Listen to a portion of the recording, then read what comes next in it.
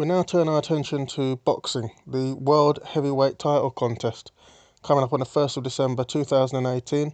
It'll be for the WBC World Heavyweight Title. It'll be Deontay Wilder defending his title against Tyson Fury at the Staples Center in Los Angeles. This is a huge fight, and it's a massive fight.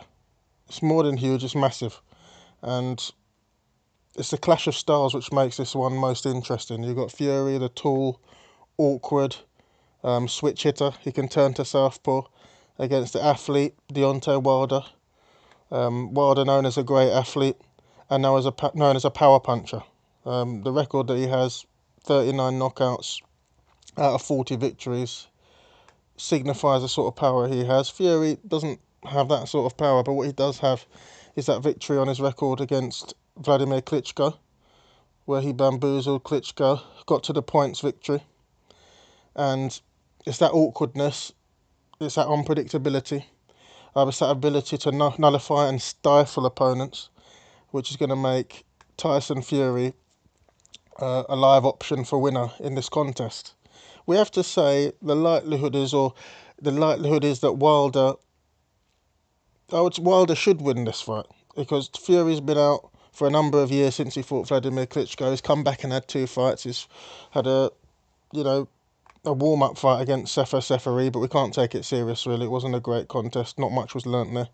And then he's come in and gone 12 rounds with Francesco Pianetta, which was just literally a run out to get some rounds under his belt. He did pretty well, but in terms of getting in the ring with Wilder next, he could have definitely done with a few more fights in between, fighting some intermediate competition.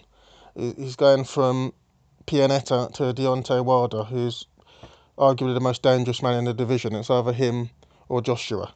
If you're looking at the sort of rankings, you'd be talking about Joshua and Wilder 1 and 2, and then you'd be talking about, it's hard to even put Fury next because he's been that inactive and he hasn't fought anyone of that sort of level. But we're putting him there because of skill. He's got a very high skill level. And we're putting him there because he's got that victory over Vladimir Klitschko. But the question is, can he reach that sort of level again? And we're not sure. He looked okay against Pianetta, but he didn't look... he was in his perfect physical condition against Vladimir Klitschko. It was a wonderful performance, but that's back in the back end of 2015. It was a sensational performance, but, is that a performance that we can use to reference his performance in this fight coming up in December? I don't know. He's had to lose a whole load of weight. Will he be able to reach that same level of speed? He was very agile then. He has good footwork, Fury. He is a great boxer. I wouldn't say he's a huge puncher, but he's a good boxer, and he's good at... He'll have a few different strategies ready to nullify Wilder's right hand. If Wilder's able to land his right hand on a number of occasions, you've got to think that he'd be able to get the victory. Looking back on the fight with Luis Ortiz, he buzzed Ortiz a couple of times. Ortiz showed a decent chin, but Wilder was able to get through, and hit him clean on the head on 5 or 6 occasions, And, you can't do that against Wilder. Has Fury got the skills to prevent Wilder landing his bombs? He does have those skills. That's what makes this fight interesting. He does have the ability to nullify that power. Another side of it is, what's the method of victory here? Obviously, the way I've been going on, and as you all know, Wilder's got the power. He'll be looking for the knockout. 39 knockouts in 40 fights. He's a knockout puncher. He's got that power.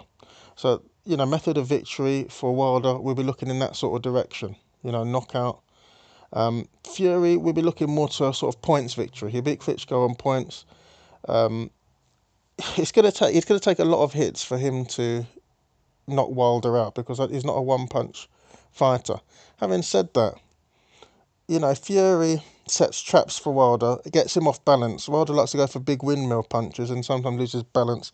If Fury gets a clean punch on him, where he's off balance, maybe, he's come in short, mistimed a punch, and he's up close and Fury's able to land a power punch, it's possible he could get him. I would say the likelihood is that Fury's looking at points, but then we have to consider where the fight's being held. Deontay Wilder's fighting at home. Is Fury likely to get a points decision? I would say... you hope that the judging is going to be 100% straight and, the best man will win, but we've had numerous occasions in boxing, numerous. Even recently, we've had big fights where points decisions have been ropey. There's been a lot of debate. There's been a lot of question marks about them, and we have to say there's a lot of money at stake. Wilder's the man in America. You'd have to think that a points decision would move in his direction. We'd also have to look at work rate. We'd expect Wilder to have a better work rate. He's been fighting more recently. He hasn't had any gap in his career, unlike Fury. Um, he has a good work rate anyway. So the only if we're looking at method of victory, we have to say points. If it goes to points, you've got to look at Wilder.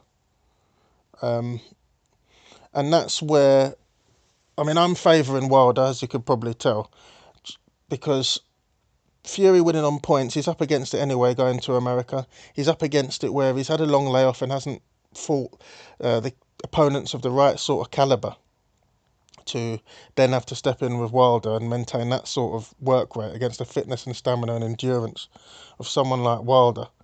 So that's the problem. In terms of the betting, we've got Deontay Wilder's available in the market between 4 to 6. 8 to 11 is the best price available. So we're talking about 1.72. And then Fury, you can get 6 to 4. In taking Fury, you're definitely looking at it as a value play. Wilder, as for all the reasons I've said before, he's not had any breaks. He's been in good form for a long time. Fury with that break and then fighting people that aren't, Seferi and Pianetta, it's not good enough, is it? We can't really judge that he's going to be in perfect physical condition, ready for a challenge like Wilder for 12 rounds. So 6 to 4, if we're going for Fury, we're going on value.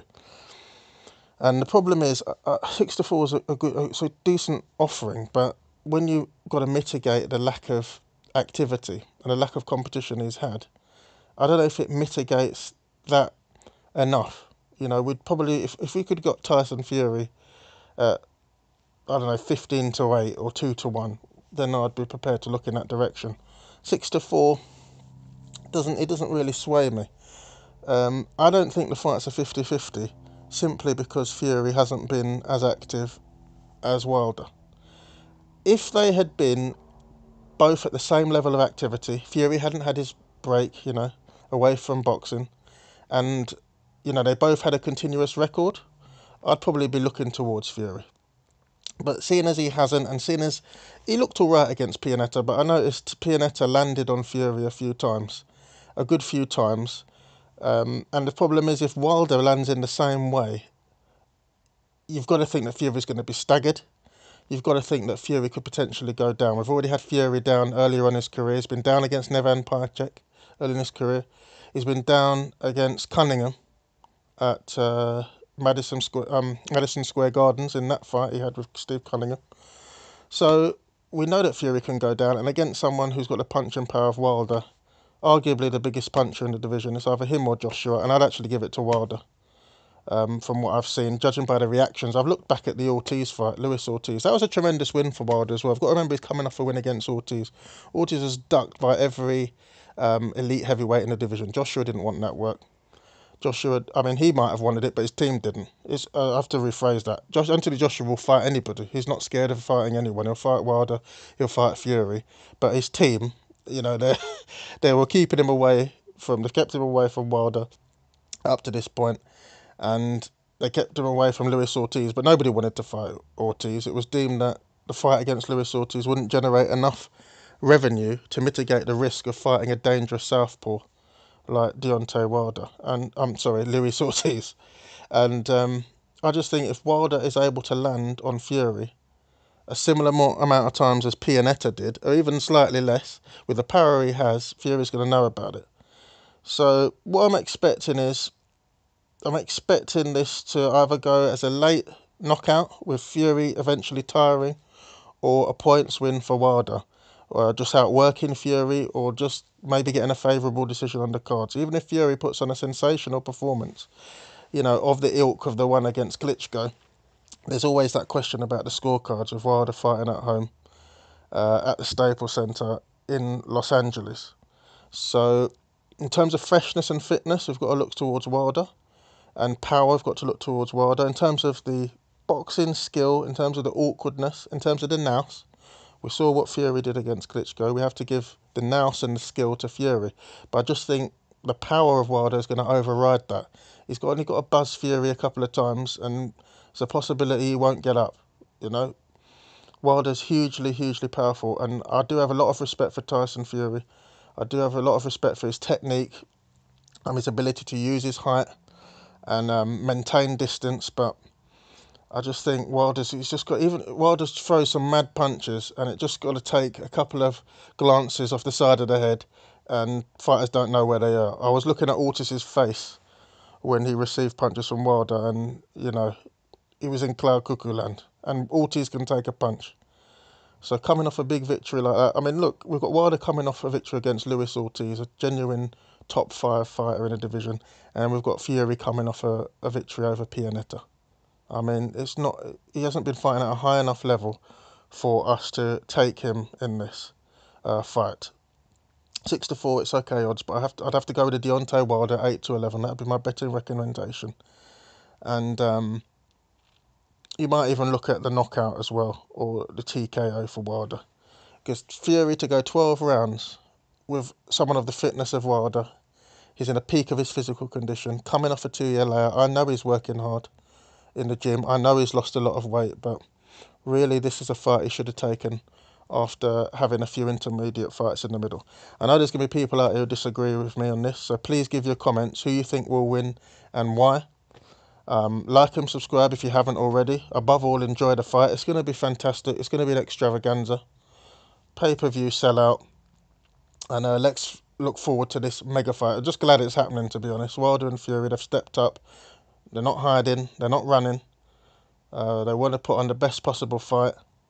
And then certainly it's going to set up a fight with them in Anthony Joshua in the future of the winner. That will definitely be an option. But we'll see how it all pans out. Enjoy.